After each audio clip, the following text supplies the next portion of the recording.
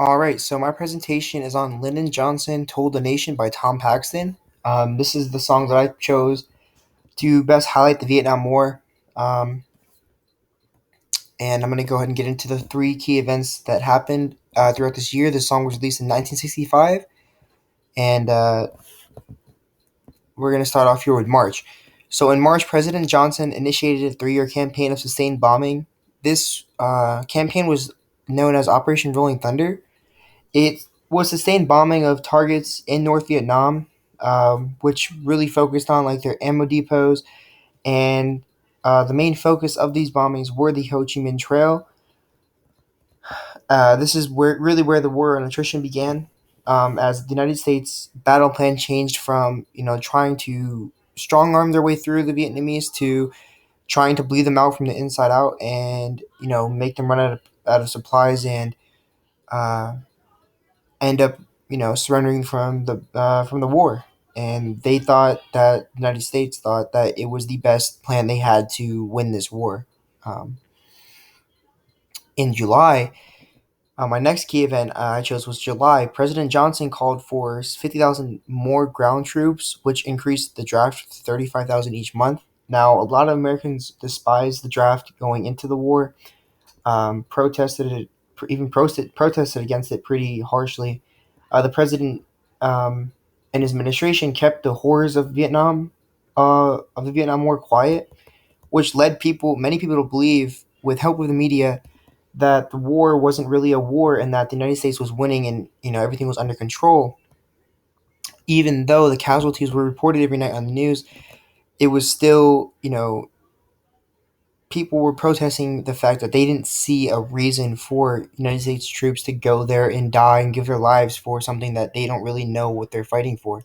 And so when this happened, a lot more people were already protesting against the draft. Now even more people protested it because now more people are affected each month, and it's hard for college students to graduate college and get ready to enter their workforce, or just entering their workforce and being served a letter in the mail talking about, hey, you're serving in the Vietnam War, or you're going to serve in prison. And so it's a very controversial method of getting people to fight for the war, but at the time, that was what the president and his administration thought was best for the country, and so that's what they did. Um, my last event that I picked for 1965 was November. In November, a guy named Norman Morrison, 31 years old, was holding his 11-month-old daughter in his hands while he set fire to himself in front of the Pentagon.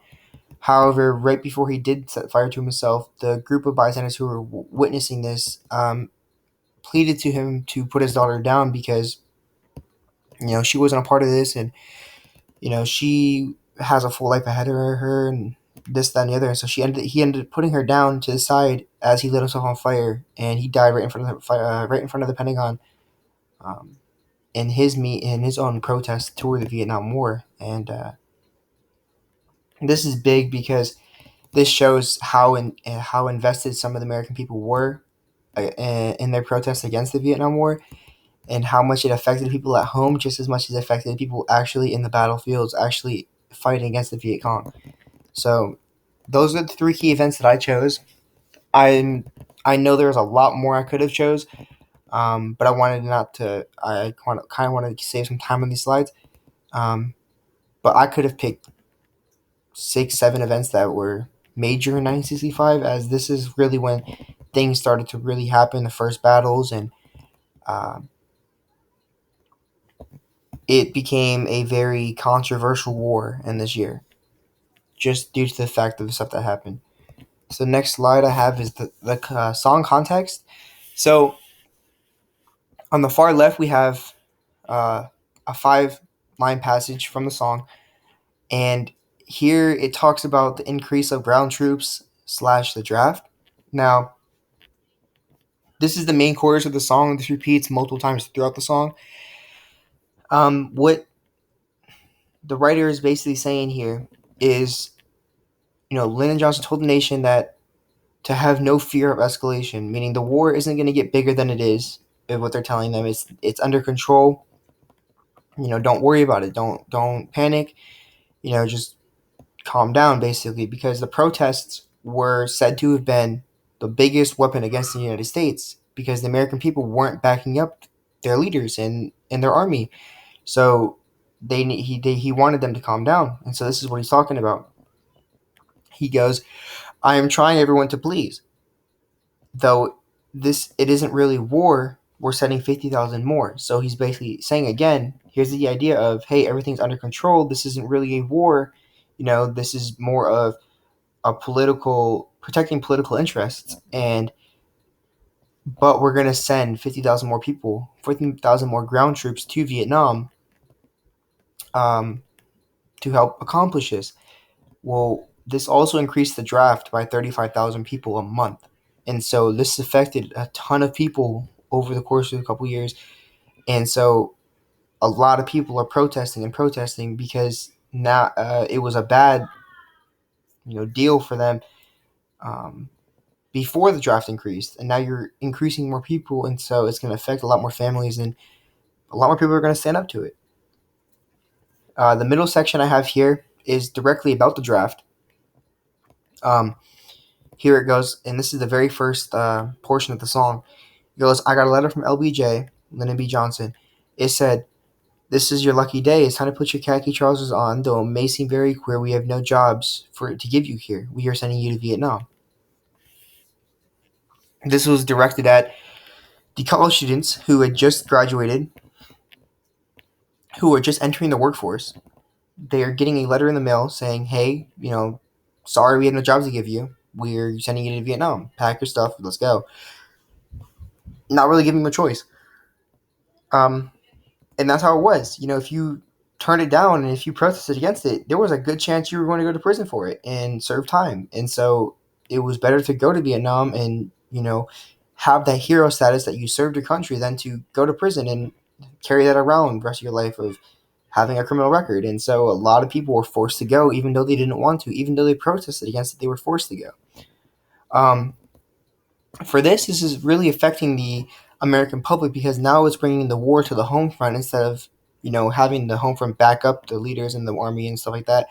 We had the president and his administration forcing the American public who are protesting against the war to go and leave everything behind and serve in the war. And so this was a very social issue in American society. The last section we have here on the far right is about the military raid. So it goes, "We go around in helicopters like a bunch of big grasshoppers searching for the Viet Cong in vain." And this is relating to the missions and the air strikes against the Viet Cong resistance, where they would go around and scout out places of interest to target and to attack and to raid. And um, they return with the information and start battle planning. And so this is a very in-depth kind of inside scoop of how the military was conducting their battles and their schemes and how they were conducting business essentially. And this is so sort of like a first-hand account of the war in Vietnam. Each one of these sections I chose represent or target a different group of people. So the far left, the increase in ground troops and draft, this is affecting soldiers, and this is affecting the American public in the protests because if it's not a war like these claiming and everything's under control and you want people to calm down, why are you taking 50,000 more people? Why are you increasing the draft to 35,000 people?